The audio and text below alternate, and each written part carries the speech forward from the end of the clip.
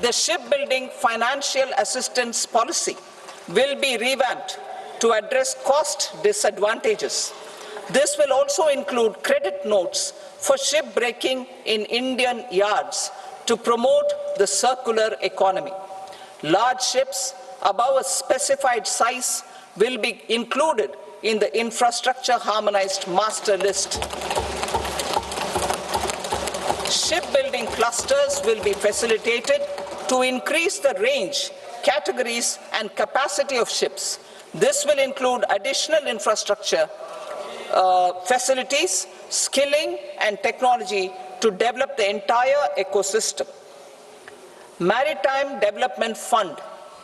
For long-term financing for the maritime industry, a Maritime Development Fund with a corpus of 25,000 crore rupees will be set up. This will be for distributed support and promoting competition. This will have up to 49% contribution by the government, and the balance will be mobilized from ports and from private sector. UDAN regional connectivity schemes. UDAN has enabled 1.5 crore middle-class people to meet their aspirations for speedier travel. The scheme has connected 88 airports, and operationalized 619 routes.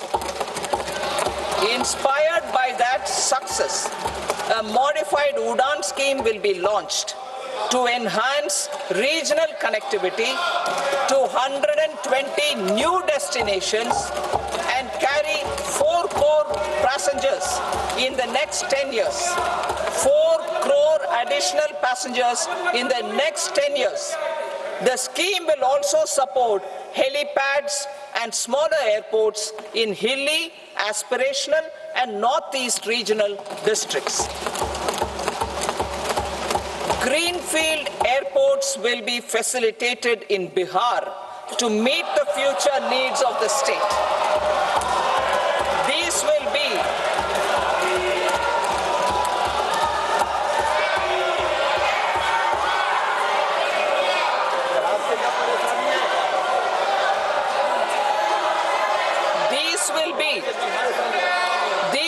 be in addition to the expansion of the capacity of Patna Airport and a brownfield airport in Beta.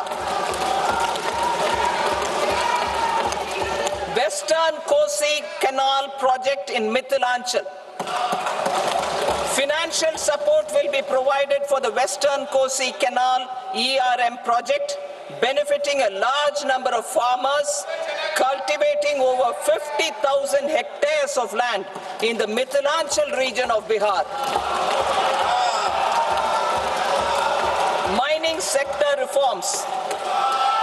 sector reforms, including those for minor minerals, will be encouraged through sharing of best practices and institutions of a state mining index. A policy for recovery of critical minerals from tailings will be brought out. Under the special window for affordable and mid-income housing, SWAMI, 50,000 dwelling units in stressed housing projects have been completed and keys handed over to home buyers. Another 40,000 units will be completed in 2025, further helping middle-class families who are paying EMIs on loans taken for apartments while also paying rent for their current dwellings. Building on this success, SWAMI Fund 2 will be established as a blended finance facility with contribution from the government, banks, and private investors. This fund of 15,000 crore rupees will aim for expeditious completion of another 1 lakh units. PM Gati Shakti data for private sector. For furthering PPPs and assisting the private sector in project planning, access to relevant data and maps from the PM Gati Shakti portal will be provided. Tourism for employment-led growth.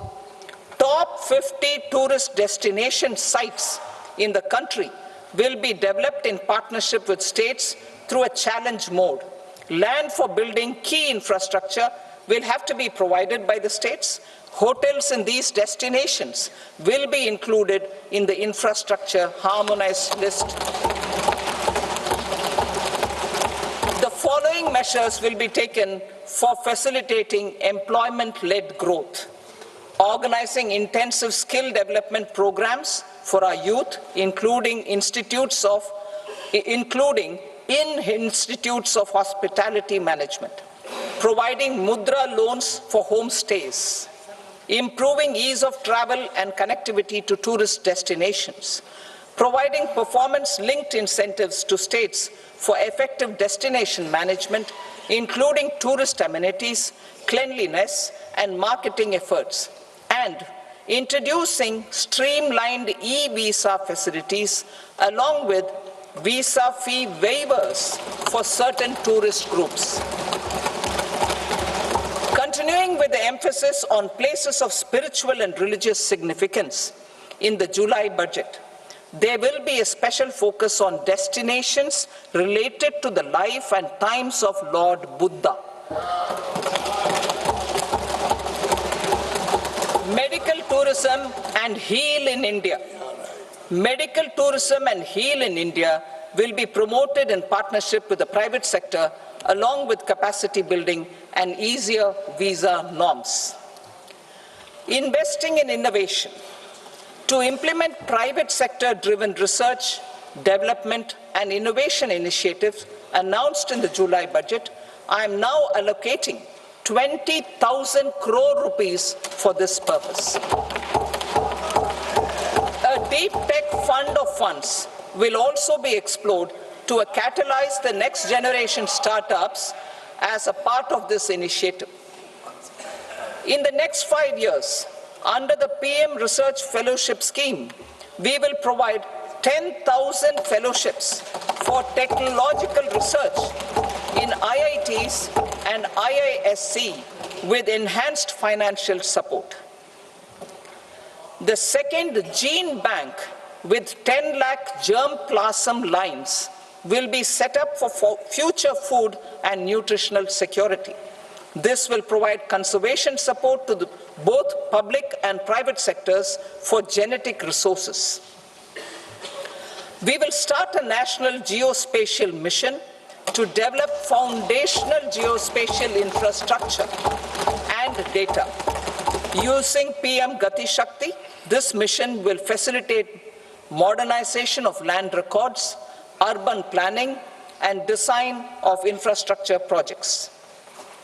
A Gyan Bharatam mission for survey, documentation, and conservation of our manuscript heritage with academic institutions, museums, libraries, and private collectors will be undertaken to cover more than 1 crore manuscripts. We will set up a national digital repository of Indian knowledge systems for knowledge sharing. Now I move to exports as the fourth engine. We will set up an export promotion mission with sectoral and ministerial targets driven jointly by the Ministries of Commerce, MSME, and Finance. It will facilitate easy access to export credit, cross-border factoring support, support to MSMEs to tackle non-tariff measures in overseas markets. A digital public infrastructure, Bharat Trade Net, for international trade will be set up as a unified platform for trade documentation and financing solutions. This will